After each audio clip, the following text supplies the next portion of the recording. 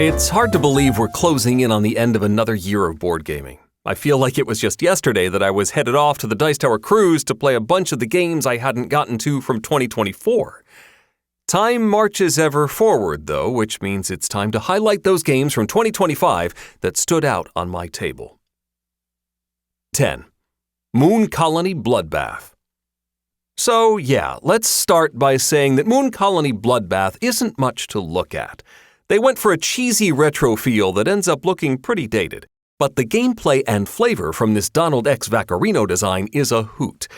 As competing moon colonies, you'll be trying to survive an ever-increasing mountain of calamities by building buildings, farming resources, and adding cards to a shared event deck that may contain a windfall at just the right moment or death by insanely helpful robots. Have the most remaining population when the game ends to win. 9. Storyfold, Wildwoods. Storyfold is a solo adventure through a series of challenging decks and locations, told through the use of an unfolding flipbook. Your character attempts to complete tasks while fending off crafty enemies that mess with your action row. That row determines the difficulty of various types of actions. The farther to the left they are, the easier it is to succeed, but once complete, the action card goes to the back of the line.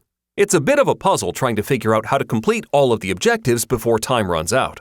Clever use of resources and some lucky rolls just might be enough to get you out of the Wildwoods alive. 8. Star Trek Captain's Chair. Captain's Chair delves into the complete universe of Star Trek, pitting captains from different points of the timeline against each other. It's a deck-building game at its heart, but that term doesn't really cover it all, as players need to manage actions and resources and planetary majorities and access to certain cards, not to mention unique goals and technological advantages. It's a deep game that's not for everyone, as it requires both players to be familiar with the system to keep things moving. Fortunately, there's a robust solo mode as well. Absolutely worth the time investment. 7. Ghost Lift. Perhaps the lightest game on my list, Ghost Lift is sadly the hardest to find at the moment. In this ladder climbing game, players are attempting to escape the Ghost Lift by playing cards from their hand that follow the up or down rule on the elevator. Some of those cards will shift the arrow the other way. Players can escalate the number of cards that must be played at once, from singles to pairs and pairs to triples. When one player goes out, everybody else gets ghost tokens for each value still in their hand. If you're stuck with that same value again in a future round, the ghost flips to danger mode. If it has to flip again, or you have 3 green ghosts, you are the Ghost Lift's latest victim. Everybody else wins. Simple to explain, this will see a lot of playtime on Family Game Day. Fingers crossed that this gets easier to find in 2026. 6. Bohemians. There are some deck-building games that barely have a theme, looking at you, Dominion, and others, like Bohemians, that are dripping with it. Embrace the life of an artist in Paris, planning out your day, gaining inspiration, recruiting muses, and avoiding hardships. You even have a day job that totally gets in the way of your art. Plus, the rules say you have to narrate your day each round, and I'm all for more narration in the world. Later rounds become very puzzly indeed, with a hand full of cards, all with combos and abilities, if only you can slot them into your day in just the right way. Great fun. 5. Hot Streak. Pretty much the silliest game of the year, Hot Streak has you betting on second-tier sports mascots, influencing the deck to help or hinder the racers, and cheering on the chaos. Racers dash ahead, collide with each other, turn around, and fall down. There's a lot of screaming in Hot Streak, and win or lose, you end up with a story to tell. I'm usually against novelty packaging for games, but for Hot Streak, I'll make an exception.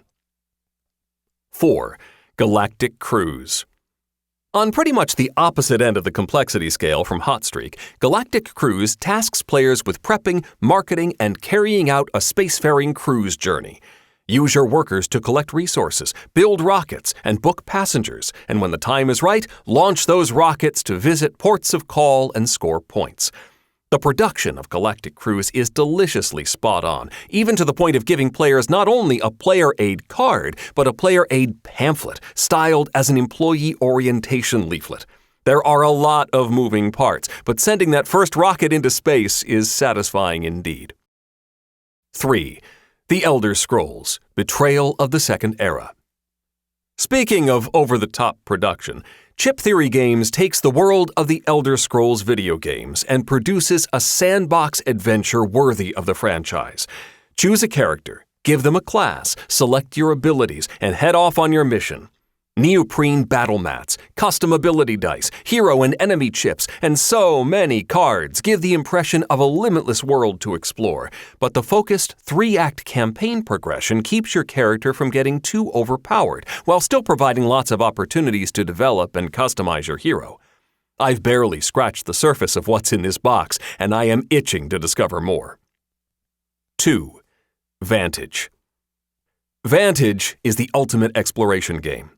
You've crash-landed on an unknown planet, separate from your teammates, and only you can see things from your individual perspective. Take one of many actions from your location, acquire abilities and items to make it easier to overcome challenges, lend aid to your fellow players from afar, and find a way to achieve your goal to score an epic victory. Now, some have bounced off Vantage's opaque brand of exploration, but I adore the push-a-button-and-see-what-happens vibe of the whole thing. And it's not all just stumbling around. As you play, you learn how some types of interactions will lead to desired outcomes, or how to find clues that will move you closer to your goals. It's like the Seventh Citadel, Tales of the Arabian Nights, and Breath of the Wild all rolled into one. There are many secrets hidden in Vantage's 1,700-plus cards, and I relish the thrill of finding something new. 1. Zenith. Who would have thought that a 2-player game would end up as my favorite of the year? Zenith is a tug-of-war between 2 players, or teams with the 4-player mode, with 3 ways to win and 3 uses for every card. You can spend credits to use the card for influence, spend precious Zenithium to work your way up the technology track with stacking effects, or discard the card for diplomacy, which could set up a larger move later on. It's important to pay attention to all of the avenues to victory so as not to provide your opponent with too wide an opening, but knowing when to push hard in one direction is also key, as later-level technologies or high-cost card effects can turn things around in a hurry. I love the tactile bits, the fun names for the cards, and the anime-style art. It all runs like a well-oiled machine, and I keep wanting to play another round. Ta-da! There you have it, another year of gaming goodness. Of course, this has me thinking of all the titles I wasn't able to get to this year. Oh well, I guess there's the cruise in a few weeks. Thank you so much for watching and listening to the Dice Tower this year. Happy holidays to you and yours. I'm Eric Summerer. Have fun gaming.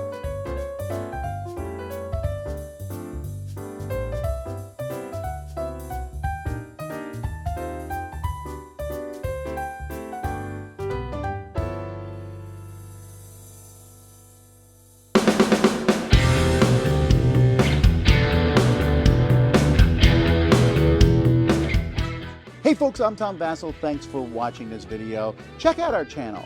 We have a lot of videos on our channel. We have live videos that go up each week, from live Q&As to videos where we take a look at the newest stuff on Kickstarter, crowdsurfing, to top 10 lists and more. There's lots of stuff on this channel.